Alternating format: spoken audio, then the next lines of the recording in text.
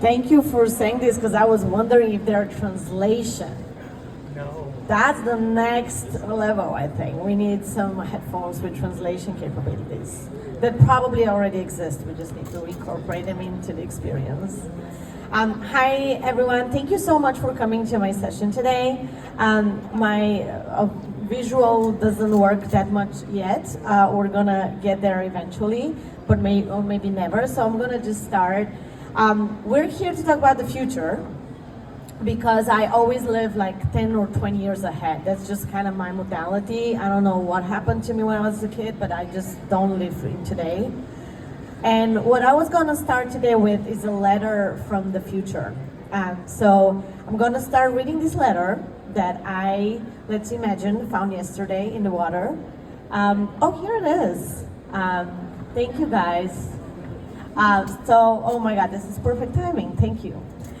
So this is the letter that came from 2035, let's say, 2040. We'll talk about when exactly when we start talking. Hi, Liliana.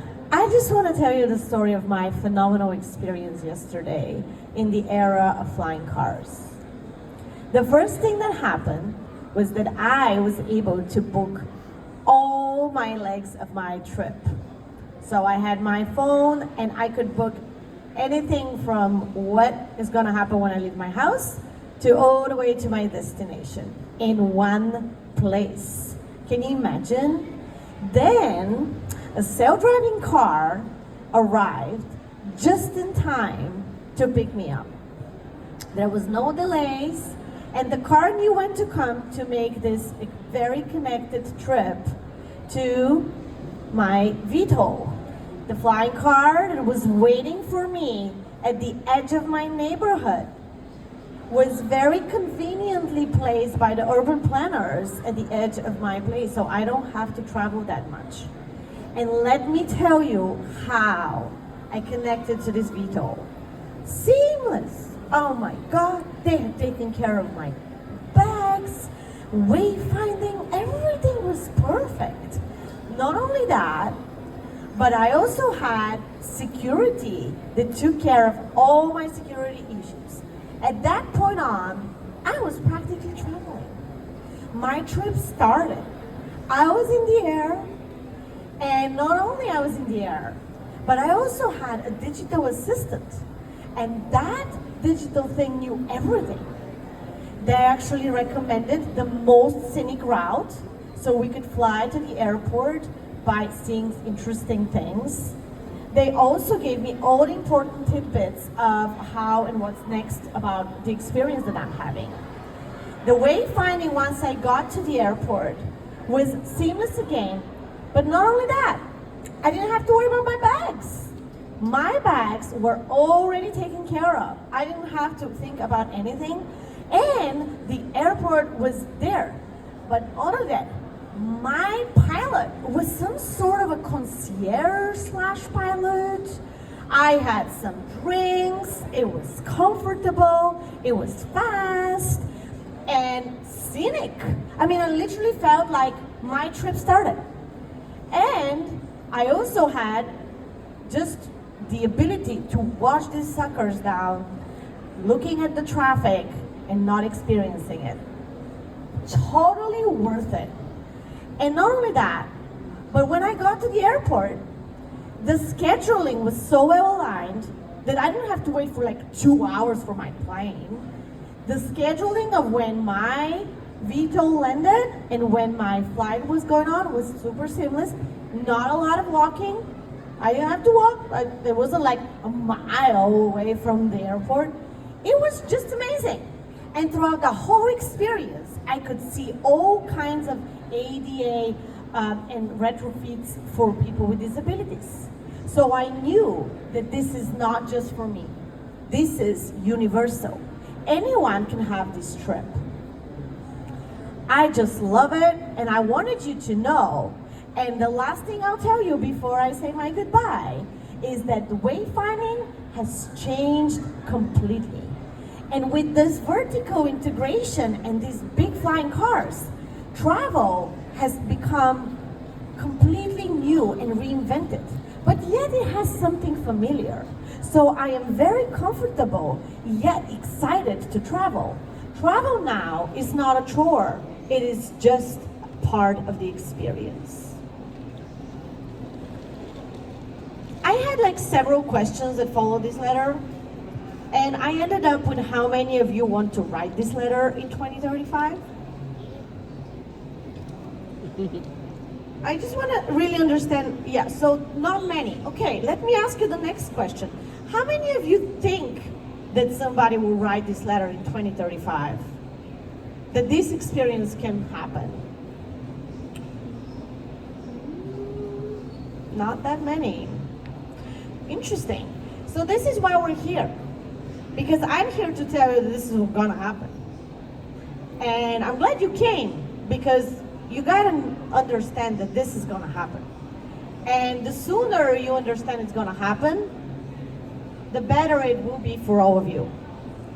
This is the timeline that the FAA had said is happening not last year. I met him last year. We're talking about 2025 having low density flying cars.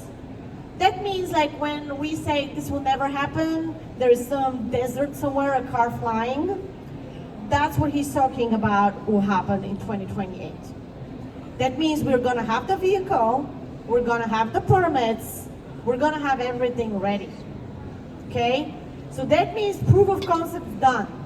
By 2030, you're gonna have a mass scale flying. What does that mean? That means areas like New York will be seeing cars. That's what it means. And by 2035, it will become affordable. Mass market means you and I can actually use this car. We actually can afford it. He talked about comparing a trip from Manhattan to the airport with an Uber Lyft or Lyft price. That's why I'm here, because I'm so excited about this. And I want you to guys know it's happening. But why do I care? Why do I want you to know? Because there's so much money in this. Because if you really think about what that means we all are going to have a life without, oh my God, this is going for more stores. We're gonna have life with another highway, with a parallel highway that's gonna carry people. But we're also going to have journeys, right? So we're not gonna buy anymore a ticket to go from an airport to an airport. Our mentality and mental modes will change to buying trips, to buying a whole connected journey. So people will buy journeys. And why that matters to all of us here is that we need to build these journeys and be part of the productization of these journeys. 80% of people think that today's customer experience are not good. That means we have missed the boat on land. We didn't do a good job on the roads. So with this change, we have a new shot at designing an experience that's much better than what we have on the ground. I'm now full. I know there will be complexity. We're gonna have to go up and down, and that change in the altitude will create complexity. But I really believe that we all together, if we see this future today, can collectively, through partnerships and through ideations, design a connected journey that goes up and down that will be much better than what we have on land today. And what I mean by much better, you know, I don't know how many of us are aviation and airport people here in the audience, but we know safety is number one. Like, there is nothing more important than safety in aviation. And that rule is gonna stay for flying cars. Because again, for this to happen, that means people need to trust, right? They need to feel safe.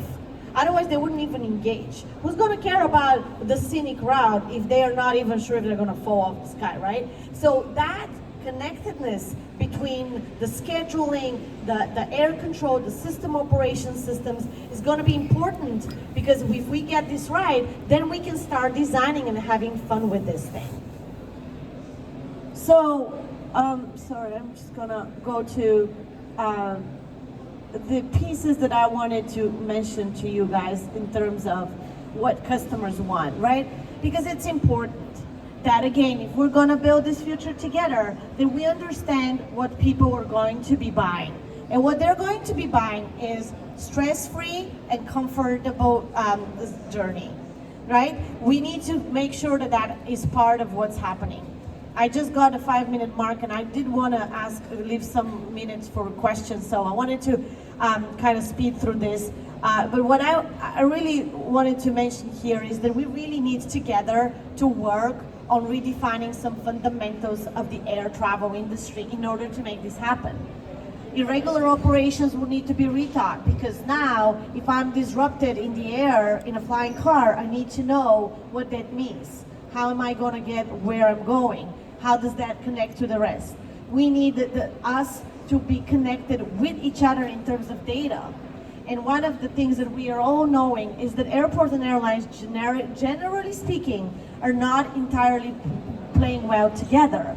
So the first thing we do need to figure out is how we're going to work together to connect the systems so that that connectivity that I talked about earlier is really seamless. Data is going to become really huge. I'm a former JetBlue Airways person, and I have a customer experience firm. I can tell you I've seen it all with data. And the bottom line is we keep fighting who's owning the customer. So because we're fighting who owns the customer, guess what? No one is owning the customer. That's where we are today. We just have this nothingness, to be frank, you know? And we have the tech. All of the stuff that I talked about is there. What we need, though, is revenue sharing agreements, data sharing agreements that are commercializable, right? That all of us are winning in them. Because the moment we do a couple of those and you guys see how much the connected journey comes from that, you're going to see that it's totally worth it to do it. But we keep being afraid of each other. But bottom line is the ecosystem is changing. We have a new entrant, and this new entrant is not going to go away. Although we believe or not believe it's there, they're not going to go away. And you have to decide which part of this are you going to be? Do you want to keep saying this is never going to happen? Or are you going to be part of this future that we're all going to build together? And what to do? Well, I think the first thing to do is to think about what is the value that you bring today to the ecosystem? What is your plus that you're doing today? Just think about it and talk about it within your firms, and then think about what that can be in the future, right? That's not going to change. You're still going to be that person or that company, but how are you going to play that in the new ecosystem? And partnerships are going to be the next frontier. Whoever learns how to partner better and faster and is new to partnerships will own this journey in the future. Because what we're used to is living in a world where the airlines own the skies, but that's not gonna be the same thing forever. Because they're not gonna own the skies. The skies will be owned by all of us. And you have to decide if you're gonna own part of it or if you're not gonna take off at all. Thank you.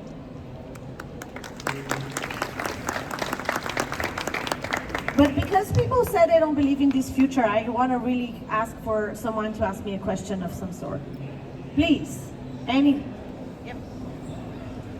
I work for a sustainability company that's focused on ensuring that 2035 actually comes in a world where we are able to travel and able to rely on this new innovation. So where do you see the intersection of technology and not allowing that technology to ruin us? No, I think this is great. Again, this was not really perfect, but we talked a lot about the passengers. So we work a lot with transportation firms, and I can tell you the new generation in our research that's coming up is the new generation is extremely aware of sustainability and makes travel choices based on that belief and passion. So this journey is electric, so it will be sustainable, and that's why people will choose it. So I think actually that this technology will help your cause and will amplify this cause because it will allow us to have an alternative, and it will also stop congestion and combine the other piece that the younger generation is looking, which is hyper efficiency. With this, I can have a trip that's shortened to 10 minutes and be sustainable, which is going to probably be what people use. Come on. You came to this session, let's talk about it. Who wants to say something? Why did you come to this session? Maybe tell me that. No? No? No one? Okay, she says okay. I should have Googled this, but I have a friend that lives in South Korea, and she said that this is already happening there. Is it in what they were? How they're doing it?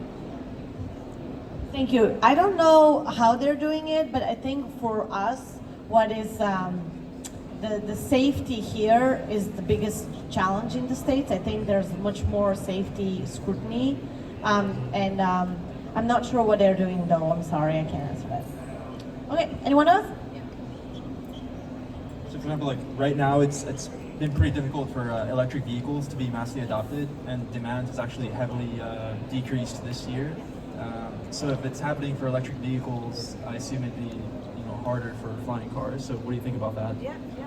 So great question. I actually think we'll fly before we do that.